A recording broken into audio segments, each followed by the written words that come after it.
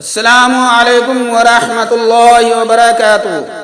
سوال کیا فرماتے ہیں علماء کرام مفتیان ذوی الاحترام اس مسئلہ میں کہ آج کل خواتین کے جو جلسے اور میلاد ہوتے ہیں کچھ میں اتنی تیز ہارن اور پیکر کی آواز ہوتی ہے کہ تقریر و نعت اور نظامت کرنے والی عالمات و مبلغات کی آواز باہر غیر محرم مردوں تک سنائی دیتی ہے، لہذا ایسی تقریر کرنے والی اور نعت پڑھنے والی لڑکیوں کے لیے حکم شرع کیا ہے؟ قرآن و حدیث کی روشنی میں جواب عنایت فرمائیں۔ سائل محمد شفیق احمد، اعجاز نگر گوٹیا، پرانا شہر، بریلی شریف۔ وعلیکم السلام ورحمۃ اللہ تعالی وبرکاتہ۔ بِاسْمِهِ تعالی الجواب بعون الملک الوہاب۔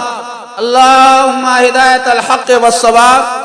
عالمہ یا شاعرہ کا اتنی بلند آواز سے تقریر کرنا، نعت پڑھنا، نظامت کرنا یا قرآن پاک کی تلاوت کرنا جس کو غیر محرم مرد سنے، خواہ یہ آواز مائک کے ذریعے ہو یا بنا مائک کے، بہر صورت ناجائز و حرام ہے، کیونکہ عورت کی آواز بھی عورت ہے، اسی لیے عورتوں کو اذان و اقامت کہنا مکروہ تحریمی ہے۔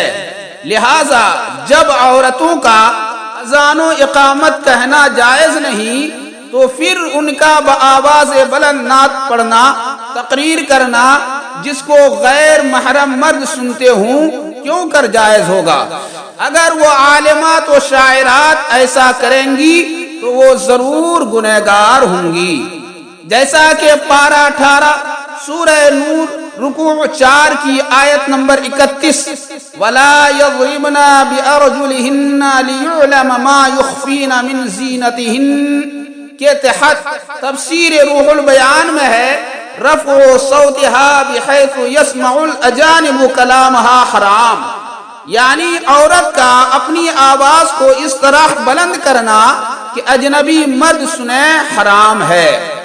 اور رد المحتار جلد اول صفحہ نمبر 257 پر ہے رفع صوتہن حرام، یعنی عورتوں کو اپنی آواز اونچی کرنا حرام ہے۔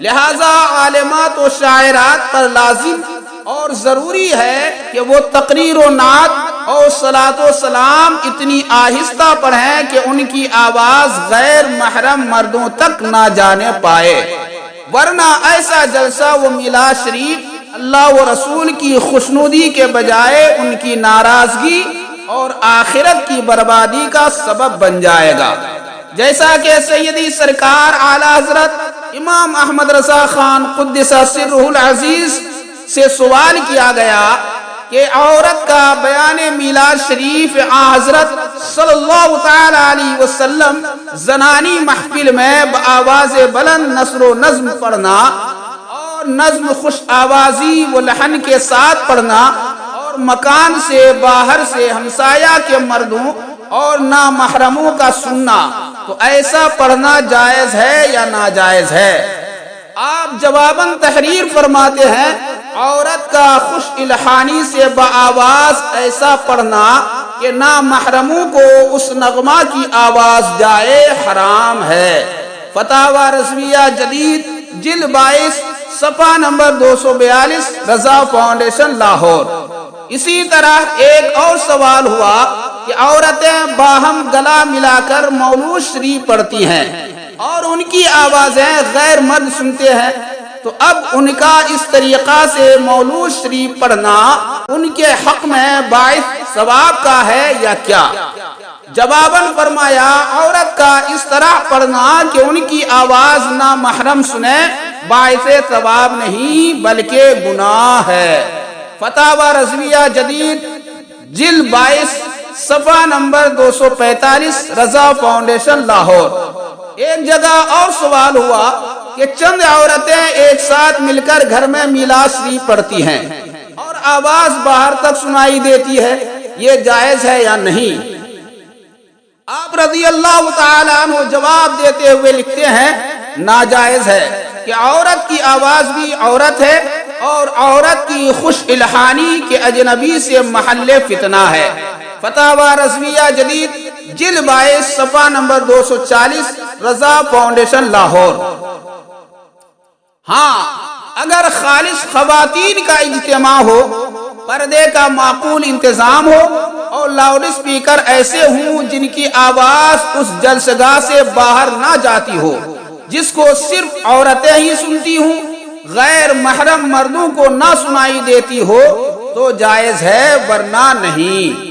جیسا کہ سرکار مفتی اعظم ہند مصطفیٰ رضا علیہ الرحمہ تحریر فرماتے ہیں، ہاں اگر غیر محرم تک آواز نہ جائے تو اتنی آواز سے کہ گھر کے اسی حصہ میں رہے جہاں عورتیں ہوں، غیر محرم ان کی آواز نہ سنیں تو اتنی آواز سے پڑھیں، اس میں حرج نہیں۔ فتاوی مصطفیہ صفحہ نمبر 509۔ البتہ جو مرد حضرات خواتین کے جلسے کے آس پاس قصداً ان کا پروگرام سماعت کرنے کے لیے موجود رہتے ہیں اور ان کی آواز پر کان دھرتے ہیں، ان پر بھی لازم و ضروری ہے کہ وہ ایسی محفلوں سے دور رہیں، ورنہ وہ بھی گنہگار ہوں گے۔ واللہ تعالی عالم بالصواب۔ فقیر قادری ذوالفقار احمد رضوی علیمی کٹیہاری، خادم التدریس والافتاء جامعہ تحسینیہ ضیاء العلوم نورانی مرکز کاکر ٹولہ پرانا شہر بریلی شریف، بتاریخ 6 رمضان مبارک سن 1446 ہجری۔